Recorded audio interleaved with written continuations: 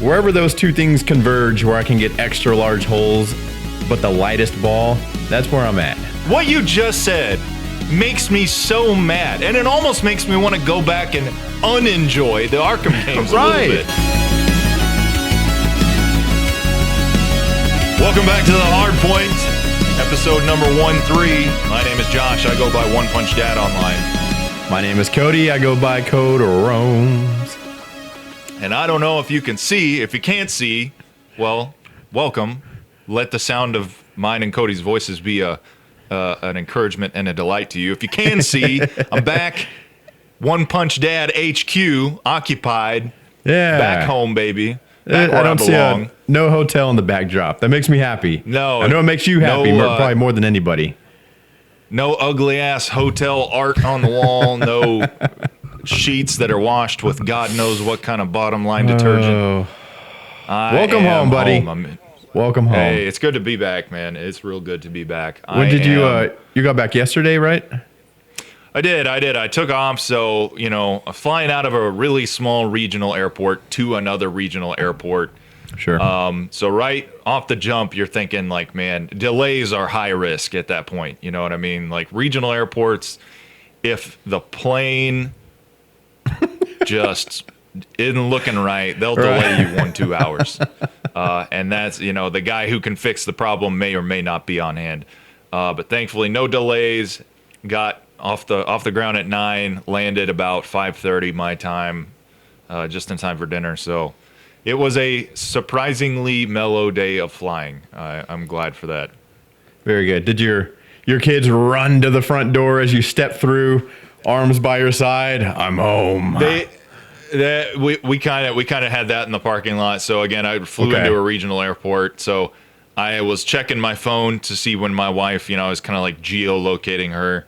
My bag hadn't come off the line yet. So I was like, well, I'll just walk out in the parking lot because it's right there, small airport, right? So I walk out. They're just getting out of the car. So I get almost knocked over with hugs and gave her a big kiss. And it was real. It was a good homecoming moment for sure. Yeah. It was nice. That's got to feel good. Just coming home to a home full of people that just couldn't be more excited that you're back home. It is good. And I've had a lot of time on this trip to kind of introspect my role in my family and my role with my kids. And, we've kind of talked about just kind of dissecting my, being a dad and being who I am professionally. And then this whole added component of, the Onexpunchxdad thing is kind of adds a lot of stuff and potentially a lot of space between me just being a good husband and dad and my kids and my wife. So there are two, my kids and my wife. So definitely coming into it with the attitude of excited to be with them and be here for them first. Very, very eager to get back to business as usual as far as being a dad and just being a family man is concerned. Did y'all do anything fun family? I know you said yesterday you're just going to spend whatever they wanted to do. Did y'all have like a movie night, do something fun like that, or? We didn't have a movie night. I got home. I was pretty knocked out. We did stop. My wife, God bless her, she called in and ordered us some Korean food, some really good Korean food from a bomb local spot here that just makes really authentic Korean food. So we grabbed that on our way home, ate that, and really I sat around with my two big kids. We watched. They're on a big YouTube kick right now. They love watching YouTube videos. The most bizarre stuff you've ever seen. I think you've seen like what my kids watch on YouTube. Skibidi toilet, right? Like, it is, skibidi toilet in that vein. Like just the most off the wall, bizarre and frenetic. It's just very like a lot happening very fast. Like the like repetitious like meme sound effects just like happening over and over again. Like. You watch one video that's a minute long, you've heard 19 Taco Bell bongs, you know what I mean? Like, but that's what they like, and I sat and watched that with them, and, gave my little kids a good, bedtime tuck-in type stuff, and didn't do anything crazy. I did something I do want to talk about, and then I want to see how you're doing. I don't want to skip over that. But I have been, this is something you and I have not talked about. I have been playing Fortnite. Oh, boy. Okay. Okay. He said, "Oh boy, wah wah." My brother, I'm having a really really good time playing Fortnite. You and I had And a my little son- a short stint. We even got a dub together, didn't we? We did. We had a little tryst playing playing Fortnite. We did get a dub. I will tell you that what it lacks in kind of the tactical realism feel of Warzone, it makes up for in being a generally just pleasant experience visually. Sure. It's obviously much more like cartoony. It's not as gritty as Call of Duty, which we both love and I still love. But it's kind of nice. It's a much prettier game than Call of Duty, and so it definitely has more of a escape, relaxed vibe when you're playing it. And even in the moments, I actually got 2 victory. I got 2 dubs last night playing solos. And I don't know. So I have it on Xbox. I've been wanting to play it with my kids. So I've got a gaming PC recently in the last year. So I downloaded it on that. It actually looks really great. And I played keyboard mouse, which I've never done in my life. And I clocked 2 dubs on my first keyboard mouse. You got a dub with keyboard and mouse. 2 times, baby. Wow. Okay. So are you transitioning to a keyboard and mouse guy now? So the only reason I didn't switch it over is because I couldn't find my USB cable to sync my controller to the PC, and I didn't have any batteries laying around. So I was like, well, I don't want to. I didn't want to go looking for all that because then it's ADHD. I'll just get distracted and won't have time anyway. So I was like, let's tough it out. Let's see how hard it actually is. It actually isn't that bad, but the impulses are definitely like, there are times where I wanted to sprint and I crouched. There are times where I wanted to pick something up and I just shot it instead. Definitely a little bit of a learning curve. But I will say, if you're going to learn it, don't learn on a Call of Duty, learn on a Fortnite. It's definitely easier on a Fortnite. I was going to ask what you think it would be like for Call of Duty. Like, do you think you could jump right into Call of Duty now and do keyboard and mouse, or is that tougher? I think it just depends on how some of the so like in Fortnite you have your little boxes that your little 5-box inventory. Right. And if you want to throw something, you just kind of wheel over with your scroll wheel, select that and click to throw it. Okay.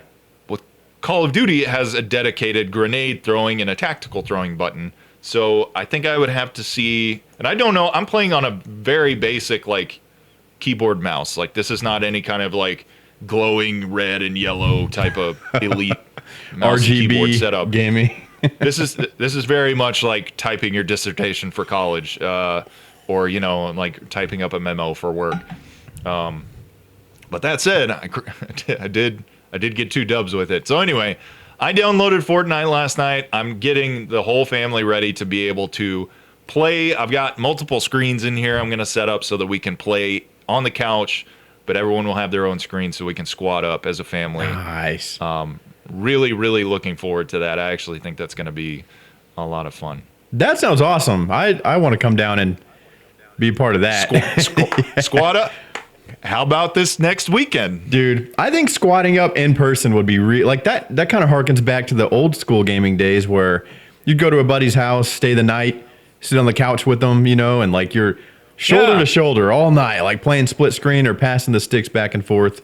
I feel like that would give that more kind of just like old school gaming feel, rather than talking over a microphone and being remote, which is cool. It allows you to game. It is easier, but I think that'd be pretty sweet. It is. Yeah, and you and I have been able to stay even before we were doing the podcast. I don't think we've gamed one time since we started doing this podcast. We got to rectify that, man.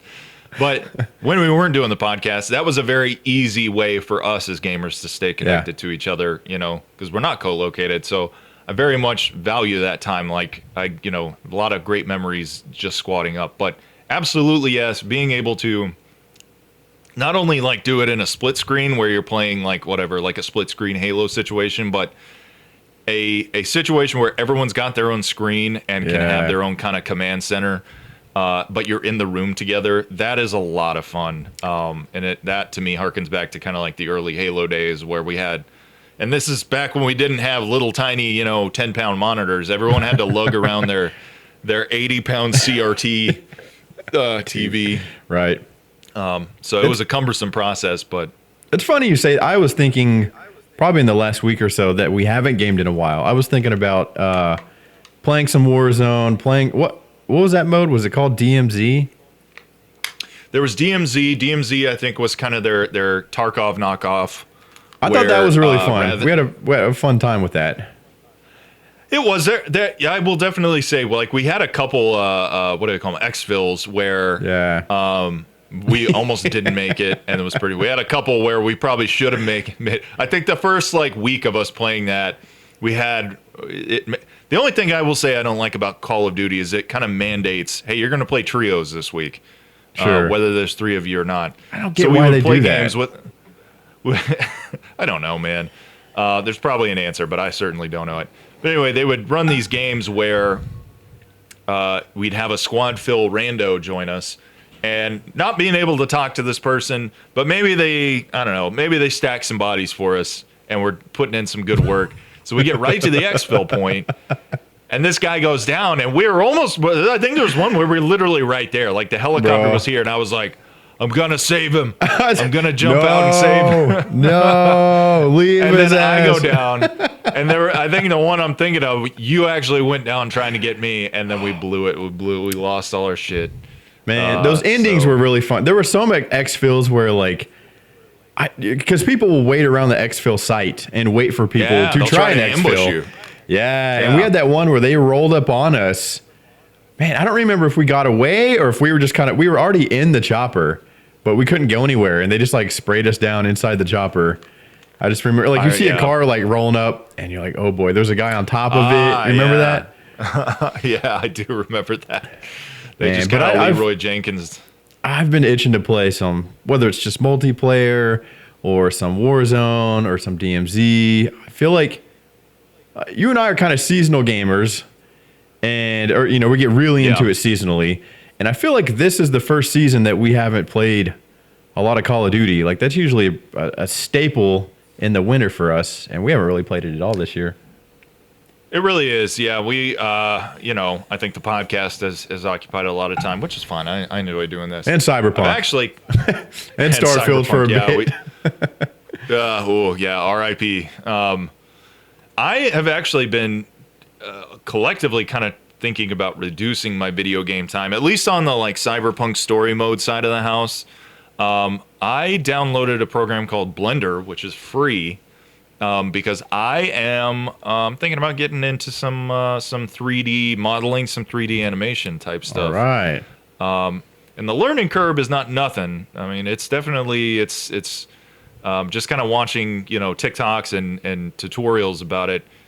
It does look like there is a learning curve associated with it, but I'm very interested in that stuff, and that is something that I think maybe I can utilize a lot of the same kind of centers of my brain that I normally dedicate for problem solving in video games. Mm-hmm. But who knows, man? Maybe a year from now you'll have a nice whooshy Hardpoint logo coming at you, and maybe that'll be something I make for us. I don't know, nice 3D lettering and explosions and some shit. So that'd be you can pretty do a cool. lot with Blender, apparently. Are you familiar with it? Have you ever seen like?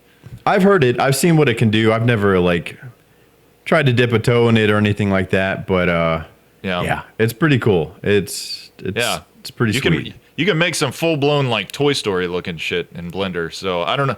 That's probably several years in the game and a lot of patience that I don't have. But your computer will probably come in clutch for that, right? Like you probably need at least a decently powered rig to be able to do that. Yeah, you gotta have the GPU ass to support that for sure. But yeah, we'll see. That's something I'm pretty excited about. How are you, man? We talked about me for like 15 minutes. What's going on in the wide world of Cody? I'm good. Last night we went to a buddy's birthday party, and we went to my favorite restaurant on the planet Earth, which I haven't been in a while. It's called Mashed. Yeah. And dude, we used to go there. I thought you were gonna say. I thought it was going to be a B-dubs moment. I was like, yeah, you got to go back? B-dubs would be like maybe a tier below Mashed. I love this restaurant called Mashed. And, boy, have I taken you there? Does that sound familiar to you at all? Okay. So we would, back in the day, we would go on Sundays for brunch, and you could get a mimosa carafe, and they would bring you this. It looked like it was like a glass jar, and they would put an entire bottle of champagne in each of these crafts, and then they had different flavors. And so we would go there and drink 2-3 of those a piece and just get schwacked on a Sunday. They got the best food, best brunch, best vibe, best atmosphere. I love Mashed. And Nice. I haven't been in a while. And so it was his birthday last night, so we went and ate there. And then we went bowling afterwards, which I also Hey. love. Love bowling, Yeah. bro. Felt like it was my birthday almost. We're going to go to all the places I want. Happy birthday. So Are that was a you lot a of decent fun. bowler? Are you a decent bowler? Can you like put the curve on it and all that? I can't put the curve. I go straight every time. Yeah. My Yeah. strategy is Power. straight, not speed. Like I don't care how fast. Okay, it's not going down like a little kid's speed, but I don't care about sending it down there. I care about sending it right into the middle of those pins. And so Right. it's kind of weird. I need like a lighter ball with extra large fingers. I have really fat fingers, but I need like a lighter Sure. ball. So wherever those two things converge, where I can get extra large holes, but the lightest ball, that's where I'm at. And Yeah. right down the middle every time. And sure. yeah, For sure. I like it. I got told last night we were at dinner or whatever. And when he was like, we're going to go bowling afterwards, I was like, fuck yeah, I got all excited. And everybody's like, yeah, this guy loves bowling over here. He's good at it. And I'm like, I'm not good at it. I just think it's fun. And I ended up losing by 1. Oh no. So get this. So I started out terrible. And this girl, Yeah. it was actually, so it's Ethan. It was his birthday. You know him. I should have said the name okay, there. yeah. Happy So his birthday, girlfriend, Ethan, she jumps way out in front. She's winning. I work my way back. I pull ahead. We get to the 10th frame. I go strike, spare, and it was like I think it was a 150 on the dot. She ends with 3 strikes in a row. Fucking turkey. she turkey. Turkey, dude. 151. Like, put her 1 ahead of me. And I'm like, are you Oh my God. kidding? Yeah, I know. I was pretty upset. Wow. I'm not going to lie. I hate losing. Well, you're like me, man. Like I got no like. I've tried to put the curve on it, man. I can't get the accuracy down, so I just go full power, send it right down Main Street. Yeah. I feel like when it works, that's a good strat, but when it doesn't work, you maybe knock down 2 pins. It's all about the follow through. When I started getting hot last night, you got to follow all the way through. It's all about the follow. You really do. Like you should look like Atlas holding his planet when you're done with that technique. Yeah. So that was fun. Had a lot of fun last night. Woke up. We're going to a show tonight, which is kind of weird because it's Sunday. We typically don't do that. Yeah. But it's an What kind of artist. show we talking? So it's an artist that me and my wife kind of bonded over. I've known about him for a while. I believe I showed him to her, and his name is Oliver Tree. Does that ring a bell? Oh, I am familiar with Oliver. You know going to see Oliver Oliver Tree? Huh? We're going to see Oliver Oh, Tree wow. tonight. Yeah. Yeah. So he's got Yeah, that guy. he's got just I'm some kind of some like boppy, I don't know, just kind of some cool music. So a little boppy. I will say, like, he goes through like different weird, very bizarre costume eras. I very clearly remember his like cowboy getup where he had Yeah. like the blonde mullet and the tiny glasses. oh yeah. I'm kind of interested to see what costume era he's in right now. You'll have to report back. I'll take a video. I'll let you know. I'm pretty excited. She asked me, whatever. Like, it's Sunday night. I'm usually chilling on a Sunday night, but she's, we're pregnant. These nights are running out. We're not going to be able to do this for much longer. So I'm like, all right. It's true. Now with the And And there's we're no act- football tonight, so No football. And we're actually going back to it's Southside. It's where we saw Carnifex. oh, is it really? Yeah. Wow. Yeah. Same place, huh? Yeah. Same place. They have like multiple rooms in there, so we might be in a different whatever within that Yeah. building, but it's at that place. So that should be pretty cool. I'll send you a video. And let you know how he comes out. I think he'll do a really weird show.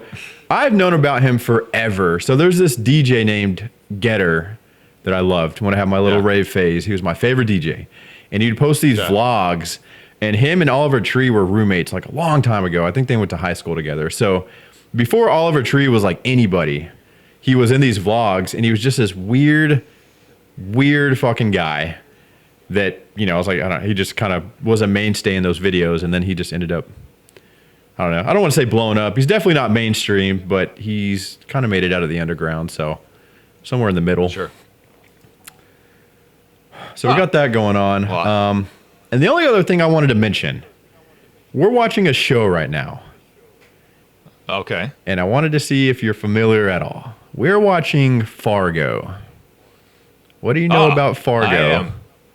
I have seen, I think, the first 2 seasons of Fargo. I don't know why, but I never watched anything after that. But I will say I loved the first season of Fargo is goated. It's unmatched. Okay. Okay. Billy Bob Thornton is tremendous in season 1 of Fargo. Dude, I'm so glad that you've watched it. And so each season is completely independent. It's kind of like True Detective. Right. Is that an anthology? Is that what that's called? Anthology series. So, yeah. Season 5 just came out. I don't know what Fargo is. I've never heard of it. I've heard people talk about it, but season 5 just dropped. So we started with 5. It's got John Hamm in it. It was great. Okay. Loved it. I was like, wow, this is really good. Yeah. So I was like, I'm going to go back and start season 1 since it doesn't really matter the order. And everything that I read, for the most part, people said season 1 or 2 were the best. They're all great, but 1 and 2 are like the best ones. And it had Billy Bob Thornton. So I started it a few days ago. We're like halfway through. I can't get enough of this show, dude. It is so good. It's so good. It's really good, man. And that first season especially, because for one, each season is sneaky packed with tons of celebrities. Yeah. I'm trying to think back to season 1. Dude, it's got Bob Odenkirk. Yeah, he's just chilling there. And then you've got the dude from The Hobbit. I can't remember his name right off the top of my head. The dude who plays Bilbo in The Hobbit, Bilbo in the Hobbit movies. He's in a ton of other stuff too, but that's what I know him from. And then Billy Bob Thornton, of course. I'm trying to think of who else. Yeah, Bob Odenkirk, Saul Goodman, is in it. Who else, man? One of the kids, Taylor, recognized her. It was a girl. She's like, "Oh, that's something King. Last name King." Probably Joey King from Bullet Train, maybe. Yeah, I was like, "Where do you recognize her from?" And she's like, "Oh, she's in all kinds of stuff." I was like, "Oh, yeah, she's quite prominent right now." But even without, there's even people who are not as famous necessarily in Fargo. Everyone is so every single character in those shows, even the clerk at a hotel, is extremely interesting. Yeah. And so is the setting, really, that just the Minnesota, everyone's got that accent, the setting is just as much a character as kind of True Detective, we talked about. Just the town and the backdrop and everybody's accent plays just as much of a role in that show as the actual characters and the storyline. I can't wait to see where it goes, dude. It's from episode 1. I was like, wow, it's good. Yeah. And it reminds me of Barry in that it's got some literally some LOL parts. I've cackled a few times, but it will also show somebody getting their throat slit open or something really dark and fucked up. It kind of blends that funny, comedic, but really, really dark and serious at the same time. I'm really enjoying it.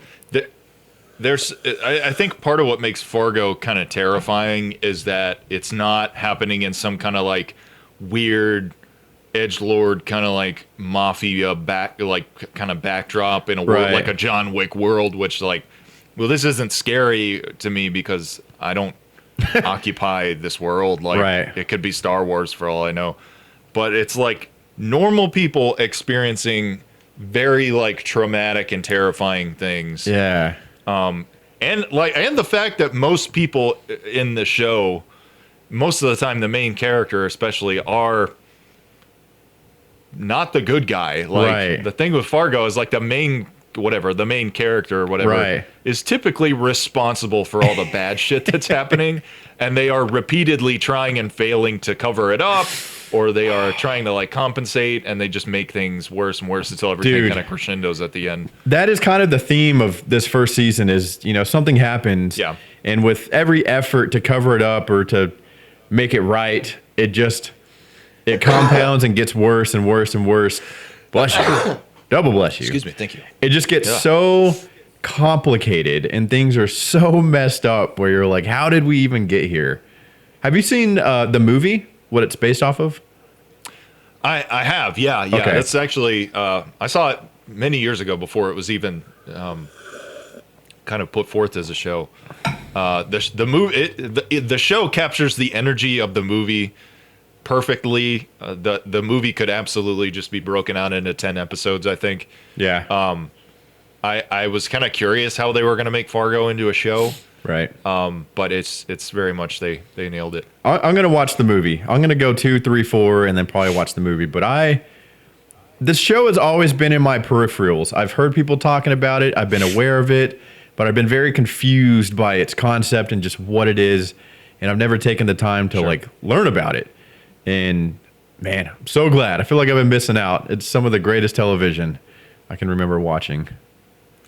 And I'll go quick because we're about to have to take our break. But what's crazy about, and the movie kind of started this trend where they insist that the events happening in the show actually happened. Yeah. And that started with the movie. And I went many years not realizing that Fargo, the events of the movie Fargo, were not real. Like I was like, oh yeah, the Fargo murders. Dude, Have you heard about that? Season 5 gets so outlandish that I don't like spoilers, so I don't look anything up till I'm done. But I went that whole season thinking this really happened, and I'm like, how did I never hear about this? This is wild. Yeah, because every episode starts with, this is true.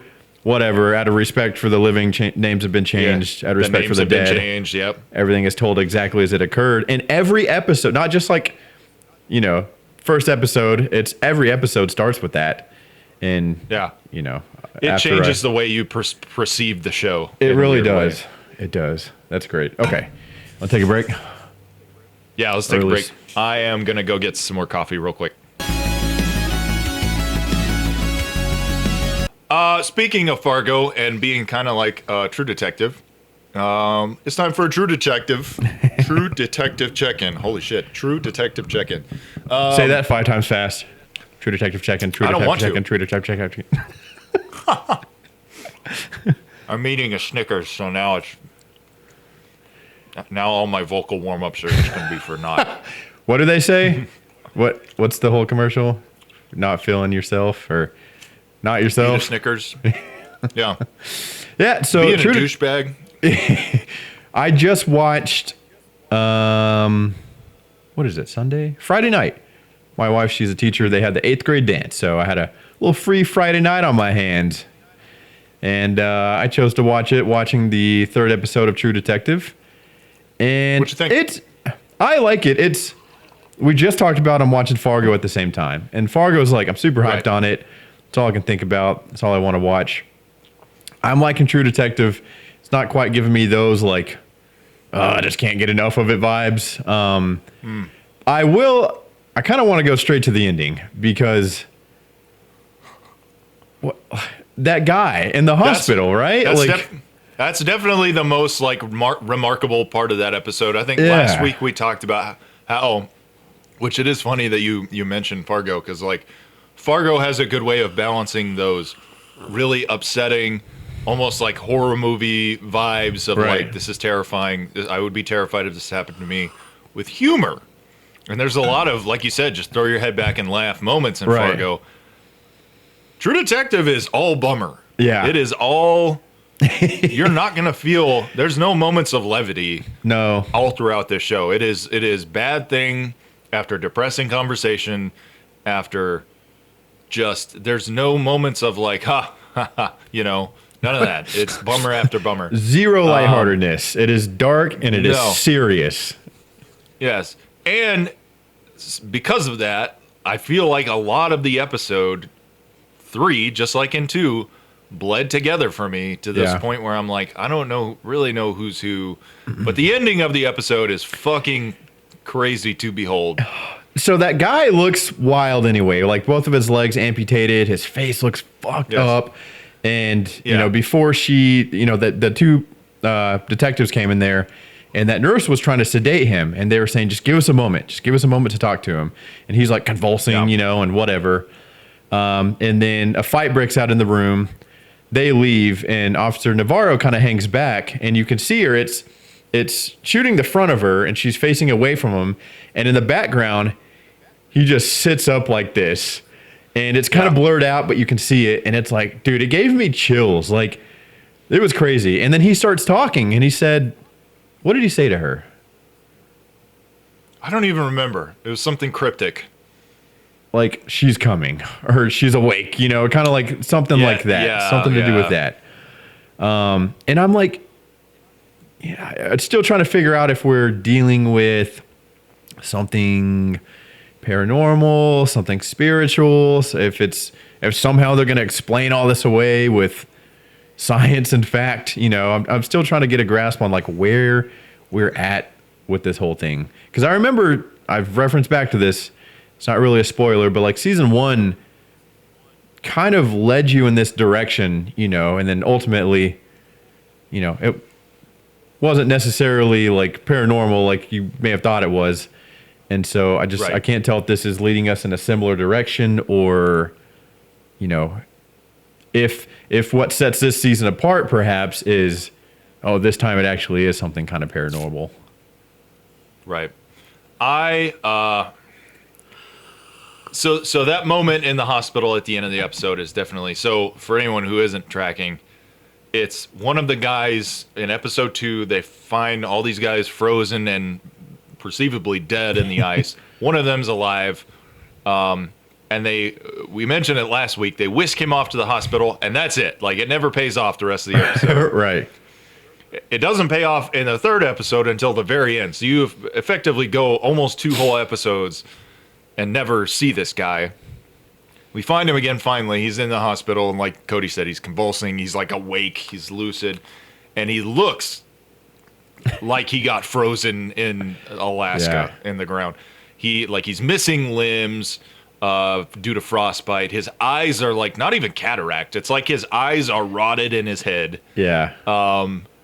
He looks really terrifying. He looks like a living zombie almost. Yeah. And then there's this moment where they go out and there's a riot happening in the lobby of the hospital. I don't really understand. Do you remember why that was happening? Like why people were duking it out in the lobby? It didn't explain. It was so when that other officer with the son, he hired all those like not the official professional guns when they're looking for that guy, but they're like all the hillbillies that they call them, you know.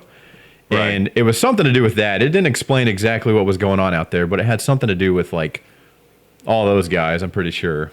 But no, they did not explain what exactly was going on.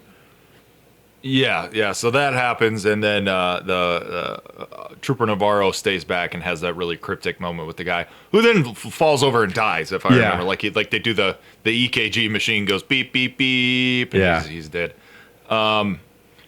I think the other notable moment is when they've been looking for this one guy. Can't remember his name again. He looks to be kind of a First Nation, indigenous type of dude, but they go to his little shack, his little shanty. Yeah. And he threatens these 2 police officers. He's like, leave or I will blow your head off. Mm-hmm. Very standoffish with these 2 people. And then it kind of gets implied that like, hey, all your friends, I guess he worked at the research station with these guys who died in the ice. And then Jodie Foster's character is like, well, hey, one of them's alive and all this stuff. And then he just kind of, he like cranks the shotgun at them and sends them on their way. Don't understand what the significance of that is. Don't understand. I'm a little bit, this show's losing me. Just a little bit. Just because. I'm going to finish it. I'm too far invested to just stop cold turkey, but I don't feel riveted for the conclusion, I guess. And maybe that's because I'm coming in cold on True Detective, but I don't know.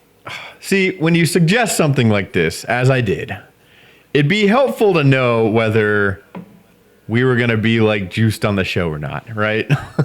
like you suggest something like this thinking, man, this could be really great, and then you watch a few episodes and it's fine.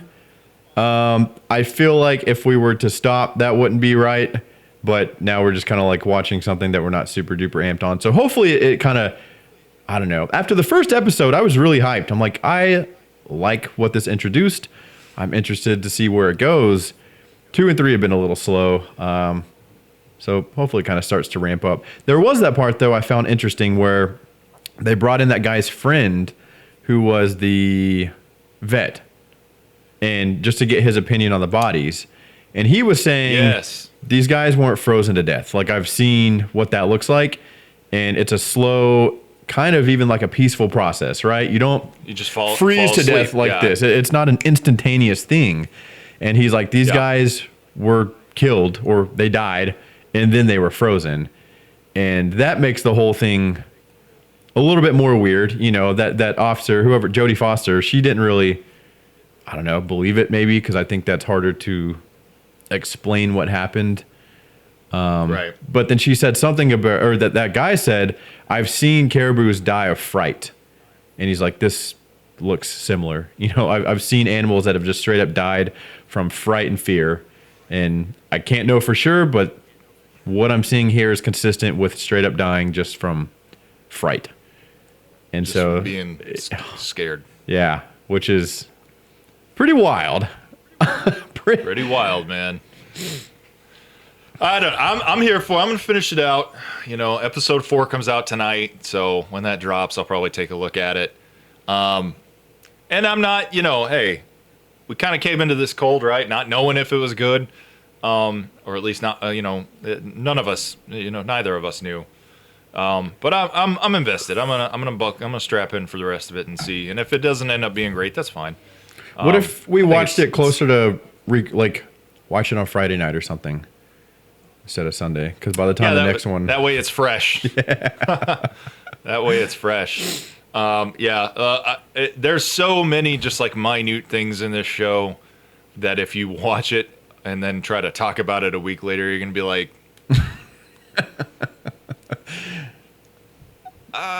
some lady, some guy. Like I said, there's a lot of mention. We've said it over and over again, but there's a lot of mention of people who are not on screen at the time of their mentioning. Right. And you don't know really who's who. And I don't have a notepad handy when I'm watching this show, but we'll see. We'll give it time. Maybe on the next show we'll set a timer, 5 minutes, and instead of this being what the show revolves around or half the show, we'll have a 5-minute fucking heater conversation, and then on to the next. On to the next. All right, time's up. Speaking of other things coming out that may or may not be good, maybe that's a good teeing up for this one. Big game release this week for a game that I'm gonna admit wasn't very huge on my radar. But the games that kind of preceded it absolutely are bangers. So I don't know if we're about to have a surprisingly disappointing conversation or a maybe not surprisingly disappointing conversation about this game. But wow, I gotta get better at not fucking up the first syllable of the thing that I'm about to introduce. Suicide Squad Killed the Justice League dropped this week, and I gotta know, Cody, were you psyched for this game, or did you give a shit at all? I kind of ashamed to admit this was not on my radar. I didn't even know it was coming. And maybe I was living under a rock. Wow. Dude, I had no idea. I saw a video one day that was maybe two or 3 weeks ago. I saw like a preview video from IGN, and then, like a gameplay, and then from the developer.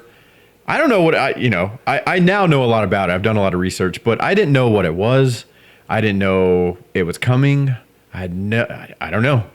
And then, since learned it's from Rocksteady, who of course brought us the Arkham series, who, we had a good time with phenomenal games. Ah, yeah.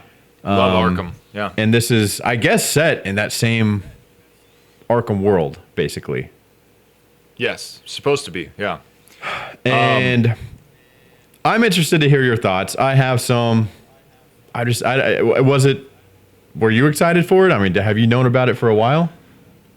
So I remember when, I can't remember if it was E3 or like a state of play or whatever it was, but probably 2020 or 21, maybe when the first, just a teaser for this game dropped. It wasn't a gameplay trailer. It was literally just, they were teeing up the idea with this kind of pre-rendered, couple minute long trailer.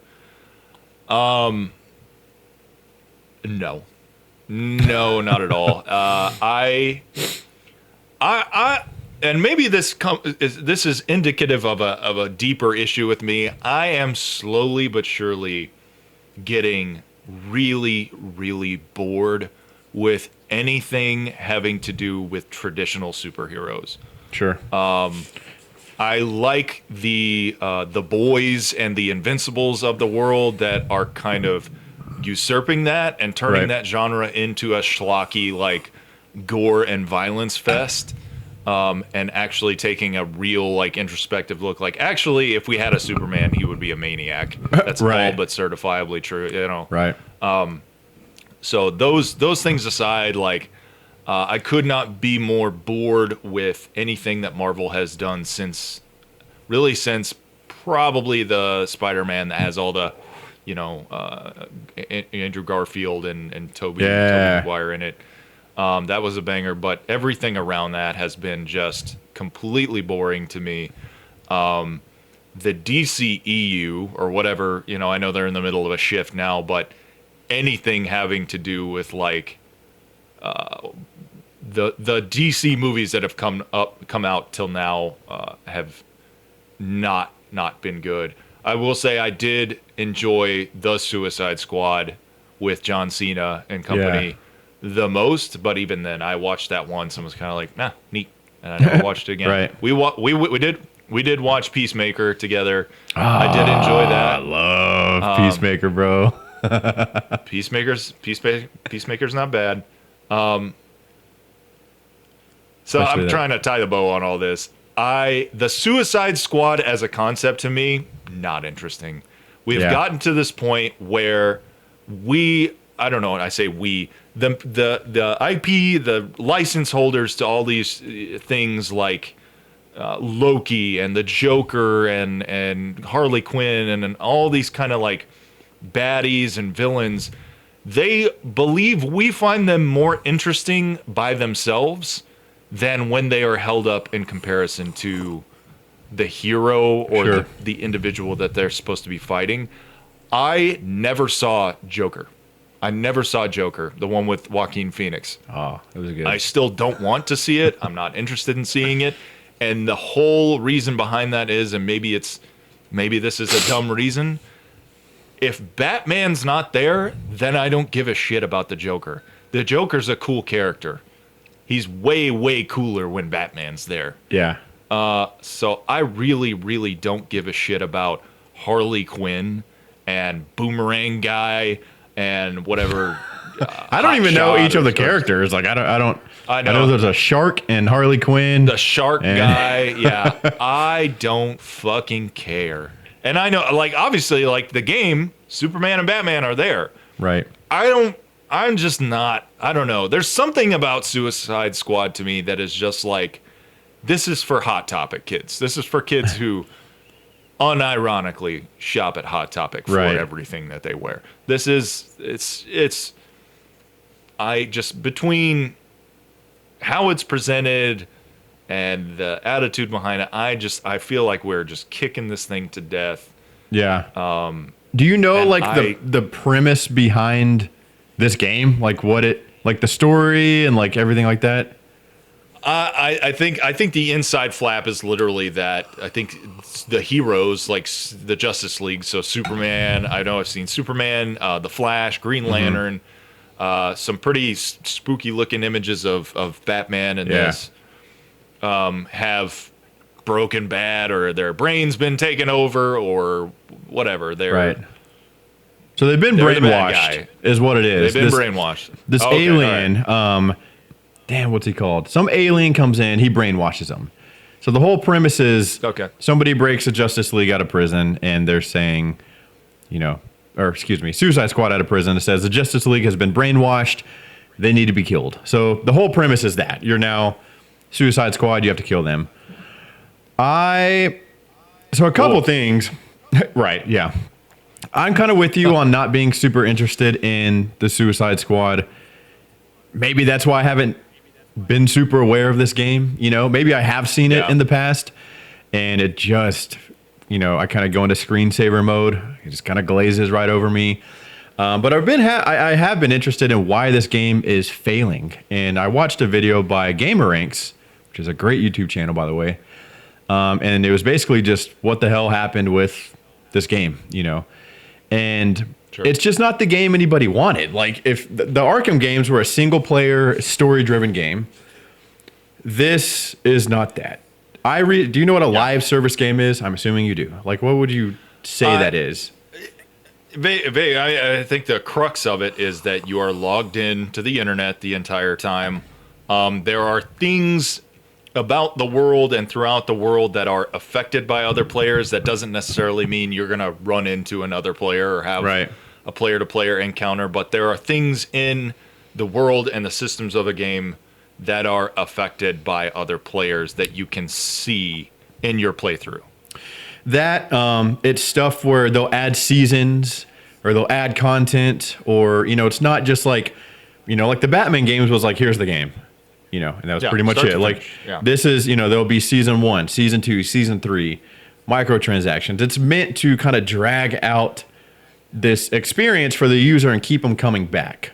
So a lot of people like a Destiny type of thing where it's like, hey, we're gonna sell a new chapter of this book, like another 10 to 20 hours that you can add to your already completed time in the game. So it's not, it's kind of seen as almost like a money grab. If the game sucks, but it's in this format, it's almost seen as like, okay, you pay for the upfront, and then you're going to continue to pay for stuff, whatever. And so I just don't think it was in a format that anybody really wanted.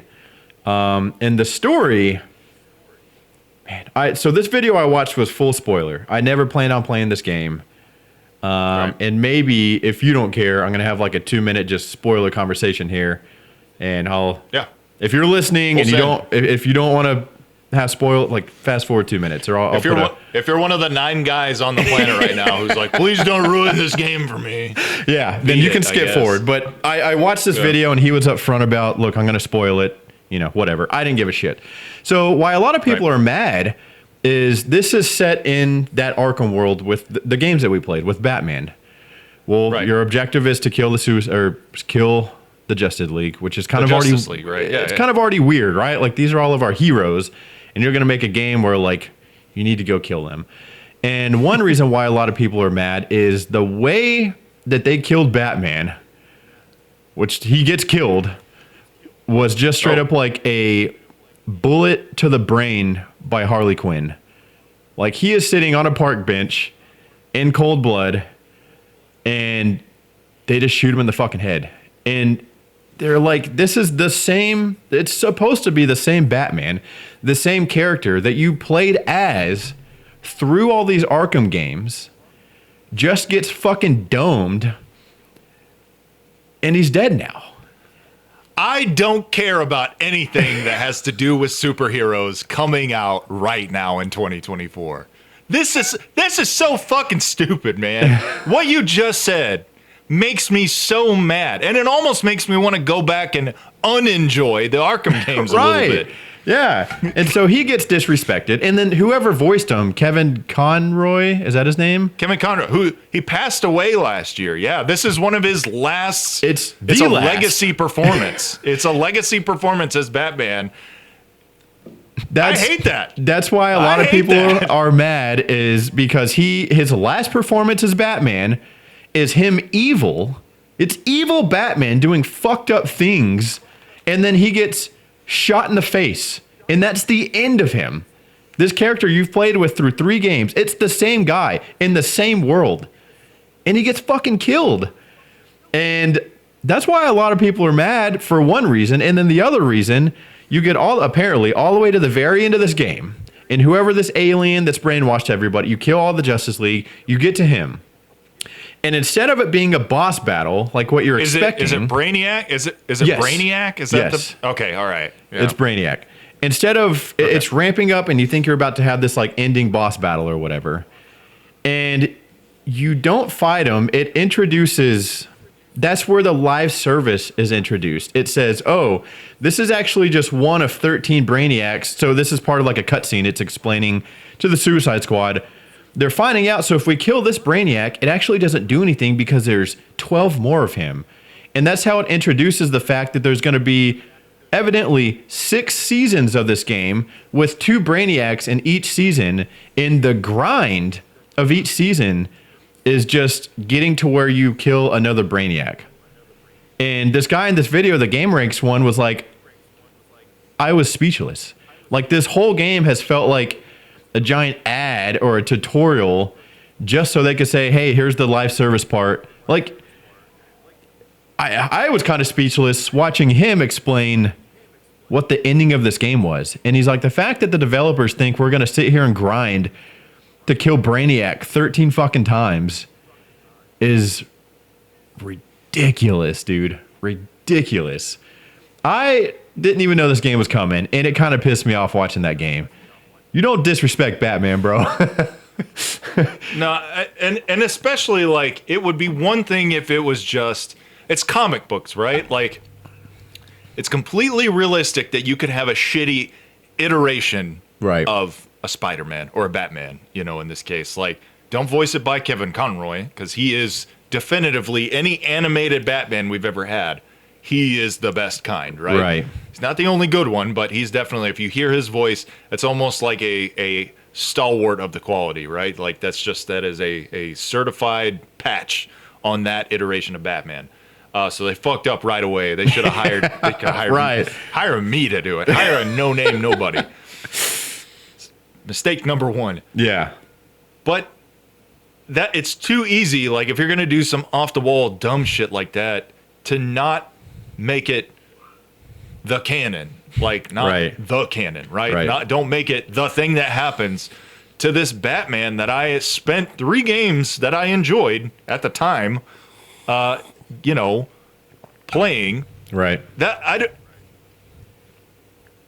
I don't care about anything related to superheroes anymore. And like, this is so much of a just pounding the nail crooked into the coffin. Yeah. This is so fucking dumb. And it just speaks to like the level, especially DC. Like, Marvel has had some clunkers lately, but you can tell they very much like are in a very Disney way, very protective of their IP, and that Right. they're like, we don't want to go too off the rails, and we don't want to paint ourselves into such a stupid corner with these guys. Right. Maybe hopefully they just start making less. That would be more of Yeah. a solution. Just make less shit. Less is more. Less is more.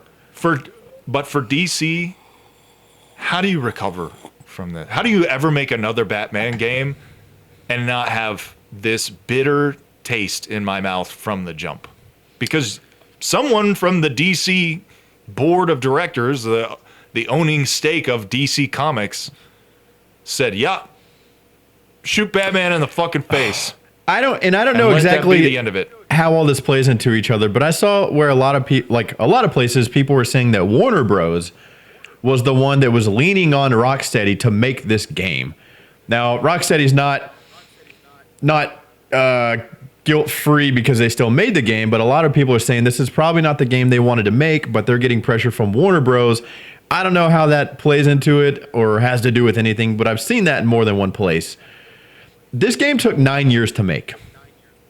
9 years to make. They made those 3 Arkham makes it games worse. in like 6 years.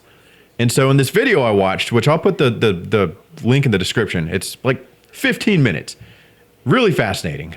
Great watch. Yeah. And he was saying, how do you make 3 of the almost greatest games ever made in 6 years?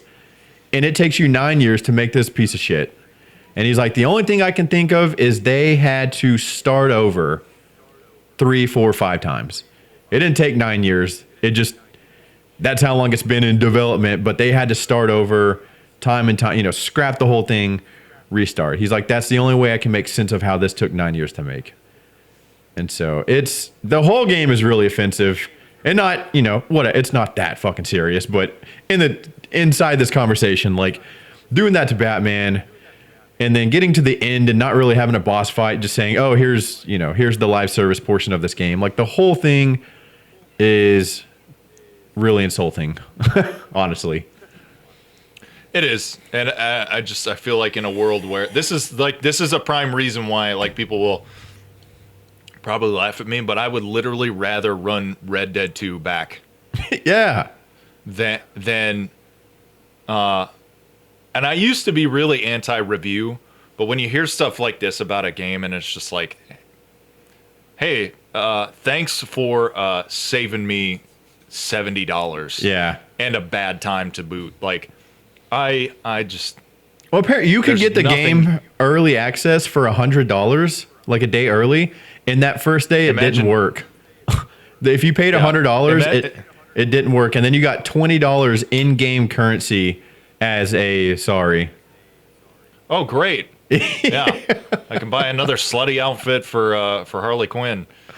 That's tremendous. I kind of cut you off, sorry. But I just thought that was like, if you pay a premium to play the game early, and that doesn't work, and then I see the time here. We got 60 seconds. Right. And your thing to make it better to me is $20 of fake money. Like, that's, I don't know. Ain't no fucking way, man. No. Ain't no fucking way. Let's get that nasty Suicide Squatty taste out of our mouth. Let's do a couple of write-ins. We got an audio write-in from our good friend Padre Boplo from Down Under. Let's see what Padre's got going. Howdy, gentlemen. Firstly, just want to say cheers to answering the last question. Really appreciate that, boys. And sorry for doubting your metal knowledge, Cody. That was a bit harsh of me. So to that, I sincerely apologize, mate. Now, I have just gone back to work after a month off, and as you may or may not know, here in Australia, this time of year, it's summer. And while I don't live in the centre of Australia, I live on the coast, it still gets pretty fucking hot. And I have had the rudest shock of getting back into work in this hot, sticky shed of a steel mill that I call my workplace. And my question to you guys is this. What is the story that you guys have of the most uncomfortable you've ever been at work? Like, to me, the one that sticks out is I was camping one weekend with a bunch of mates for my friend's birthday, and I had night shift the Sunday night. So it was meant to be a Friday night, Saturday, Sunday camping trip. And Saturday, I made a foolish decision to consume nothing but alcohol and spend all day floating around in a creek. And the Sunday, I was extremely hungover and also sunburnt. And then I had to do a 12-hour night shift with sunburn and hangover, and it fucking sucked. So, yeah, tell us, lads, what is your most uncomfortable, the time you were most uncomfortable at work? All right, much love, from Australia. Yours truly, Padre, and keep it in your pants, boys. Much love. We'll do, Padre. We'll do. We'll keep it locked away. Chastity is next to godliness. I've got a pretty good story. Do you have anything on tap? Yeah, I got an answer. I don't know if it's a great story or not, so go ahead. Yeah, go for it, man. It's all okay, I'll tell you real quick. I gotta say, hungover and sunburnt sounds like one of the nastiest Recipe combos. for Like, disaster. oh my god, dude, either one of those alone are pretty terrible. Yeah. That sounds fucking terrible. Most uncomfortable. I don't know if there was one instance. A while ago, my job was to clean pools. And so I relate to you, Padre, here. In the summer, it gets really fucking hot. It's absolutely miserable. And, you know, cleaning the pools is just like it sucks. It's hot. And you're having to like dig, like, not to get too technical, but you got to like clean out the skimmers and shit. And you'd go to these certain pools that were, you know, backed up to a green belt or something. And you'd find a snake or a rat or like something disgusting in the skimmer, maybe a black widow. Maybe you can't see what you're reaching down into. And it was my least favorite job I've ever had. Like, your hands and everything are all fucked up from the chemicals. They're all dried out. It's hot as balls. You're miserable and you're reaching and grabbing out like dead things out of skimmers and stuff. So it wasn't really like a specific moment. That was just the day to day for a year or so while I did that job. And that the most uncomfortable was all day, every day. I absolutely hated it. Yeah, that sounds like shit. I don't even like reaching into the sink when there's too many dishes in there. So reaching into whatever like skimmer that's got God knows what, a human hand, I don't know, a dead animal, a live animal. I would say I was grateful for the job. It came at a time in my life. I don't want to mix up like how I felt about doing the daily activities with how I felt about having that job. I was grateful, you know, when I got it because I was kind of in a tight position. But just the day to day sucked. And I'm anti spider, snake. I'm pretty much anti outside in general. Like it went against everything that I'm built to do. And yeah, man, reaching down to that stuff was absolutely terrifying. Hell no. I think for mine involved. I've gone to work hungover a couple of times. Not a good feeling. Whether you're gonna sit at a desk, anywhere you have to go to work hungover, it's obviously like working in the heat or working period. You know, up on your feet sucks. But if you get hungover and have to go like sit in a meeting and be lucid and awake, that is equally just an unpleasant challenge. I've done that probably more times than I ought to. My probably the most uncomfortable and just pissed that I was there I've ever been at work. So it was almost 10 years ago now. I had staff duty, which is a 24-hour duty, where you go and you sit at a desk and you walk around and make checks. Something we do in the Army that's kind of antiquated now that we've invented, you know, the CCTV camera, whatever, but we still do that to have a leader presence or whatever. It's dumb, in my opinion. But anyway, I had duty on a Saturday, which sucks because it kills your whole weekend, right? Can't stay up too late on Friday night. You're working Saturday night. You're on duty from 9 a.m. Saturday morning to 9 a.m. Sunday. And then Sunday, you just sleep all day. So literally, it kills the whole weekend. Sure. Just a giant stake in the heart of any fun that you might have. So anyway, hanging out Friday night. I was thinking, you know, playing some video games, whatever, had a couple drinks, nothing crazy.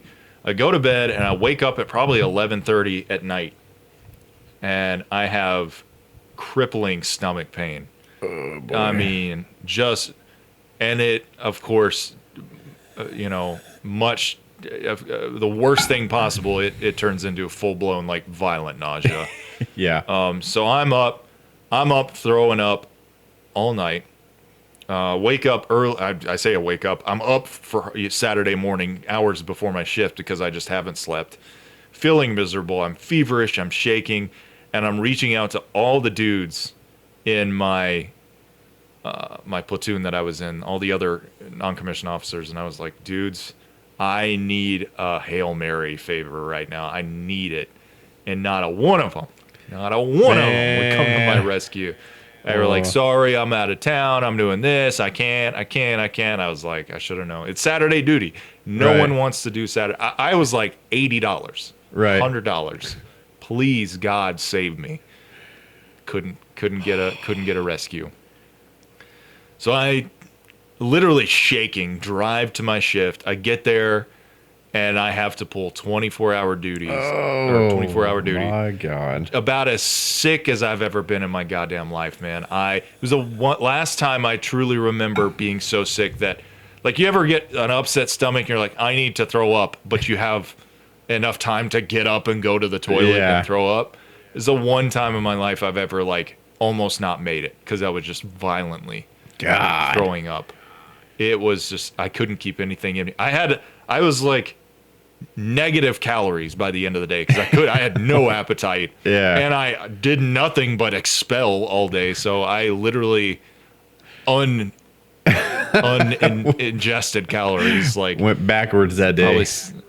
Probably sitting at like negative 2,000 that day. So I don't know what that did to my macros at the time, but that sounds quite terrible. But one good thing I do remember is that the kid I was pulling duty with, because you have a runner that sits there with you, he brought the movie Fury with Brad Pitt, and we watched that on a laptop.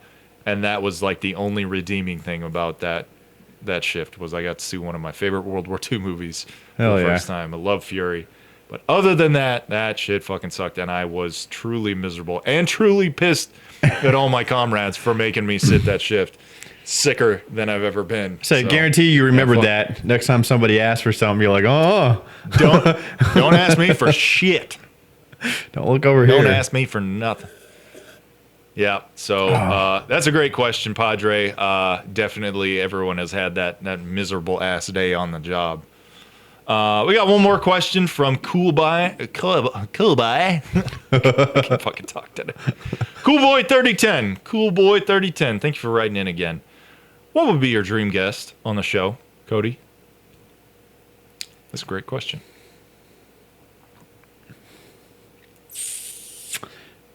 This is going to be pretty fanboy of me. I have to say James Hetfield, man. I was going to say James Hetfield, man. I'm not even kidding. Really? All right. Yeah. I was going to say. I think he'd be see if the a camera good time. Oh, there we go. My cup that I got Metallica cup. Yeah. I think it'd be him, man. He kind of sits atop the, man, if I could talk to anybody, probably be him. Pantheon. Yeah. I think so. Yeah. Yeah, James Hetfield would be a good one for sure. I think I had an alternate. I'm trying to remember. Hideo. He doesn't even speak English, though. There'd have to be an interstitial there, as you like to say. A terp. Yeah. I don't know, man. I'm trying to think of someone. It's always like there's Ben tons Weinman. of musicians. Maybe Ben from Dillinger Escape Plan. Andy Williams from Every Time I Die would be. I feel like he is like someone who would be okay with getting a hug, even though you don't know them. Yeah. He'd be keen for a hug. Dude, So, yeah, this Andy might Williams from Every this Time I might Die. sound outlandish. I feel like getting him wouldn't be impossible. I think you're right. I think we could probably. That's in the realm of possibility. You got some reach, bro. definitely I feel like that is not impossible. Hey, that's a good goal for 2024. If we can get him, maybe if he's on the road with AEW or something, we can like, hey, dude, that'd be Oklahoma wild. City, we're right here, bud. We'll come to you. That would sick. be dope. Hey, speaking of, Yeah. I got my shirt on. I didn't even see it. It was behind Yeah. your mic. There you go. Oh yeah. I perceived that. Hey, that's gonna do it for this week. Hold on. I just want to thank you guys for Whoa. Real quick, this doesn't have to be long drawn out. Have you seen the Death Stranding 2 trailer? I have. Holy shit. Yeah. The guitar I forgot guy? about that, man. Yeah. Dude. Okay. You still have not played a Metal Gear Solid game start to finish. We're fixing. This is the year where we fix that. Don't get it twisted. Which one? All of them. Okay. Okay. You can crush a Metal Gear Solid game in the time it would take you to watch half a season of television. 100%. I want to play one of the earlier, like, I don't know, like The OG ones. We could do it. We could do it this weekend probably. Okay. It takes. I could get you through Metal Gear Solid 1 in about 4 or 5 hours probably. Okay. We could do it. Okay. I'm telling you, and you'll be hooked after that. Death Stranding 2, Death Stranding 1, bonkers ass game. I know you didn't play it. It's a crazy game. Death Stranding 2, quadruple down on the crazy shit. There's a puppet. There is a lady with a hand scarf that covers her it's like mouth. this. There is the puppet is voiced by the guy who plays Jesus in that Chosen show that is about Jesus. That's crazy. The guy who directed brain fart Mad Max Fury Road plays a character. Wow. George Miller plays a character in this. Yeah, there is Dude, the Troy guitar Baker guy was so crazy. There's Troy Baker who plays Joel in The Last of Us, the game, not the show. Plays crazy guitar Joker guy, who's a character from the first game, but is very much like makes sense in that world. He doesn't make sense anymore. 100% looks bizarre. He looks like an anime cosplayer who took some cocaine. It was like, I'm going all out, baby. I want to play this game so bad. Dude. I really want to play this game. One of the comments that cracked me up, I watched that trailer, and one of them was like, the fact that he made Death Stranding 1 and thought, this isn't crazy enough. I remember when the first trailer came out, like all the babies and all that, like it was so wild. A lot of babies. People are just like, that was the weirdest thing at the time that like anybody had ever seen, it felt like. And this guy was like, the fact that he was just like, nope, not weird enough. Crank it up. Hold my sake. I'm taking this to the max, dude. It looks completely bonkers. I love the bonkersness of it. I hope they add a little bit more stuff to do. It is a lot of walk. The game proper is a lot of walking in Death Stranding 1. It's very vibey. It's not necessarily that's boring, but over the course of a pretty long game, there's a lot less. It just doesn't feel like there's as much to do other than drag your stuff around. And so I do hope they add, and they actively discourage combat in that game. To the point where killing people has this kind of like very big repercussion in the world. So hopefully maybe they dial that back a little bit and you can just fight people if you want to fight. We'll see. I don't know. It's going to be 2025 finna be a crazy That's year for GTA games, too, dude. right? Yeah, that is. GTA 6 is coming out. We get the Snake Eater remake. We get this.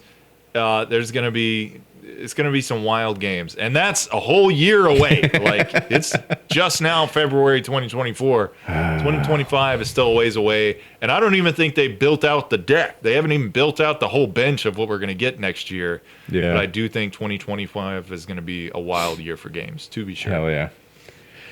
I'm excited. I wonder if I need to play the first one to play that. I guess I need a PlayStation to begin, for starters. Yeah. Yeah, it is unfortunately a PlayStation exclusive, which doesn't really, I don't know, unless you're making like a Spider-Man, which I don't know. Console exclusive to me is such a dumb concept, but that's a whole nother half-hour conversation.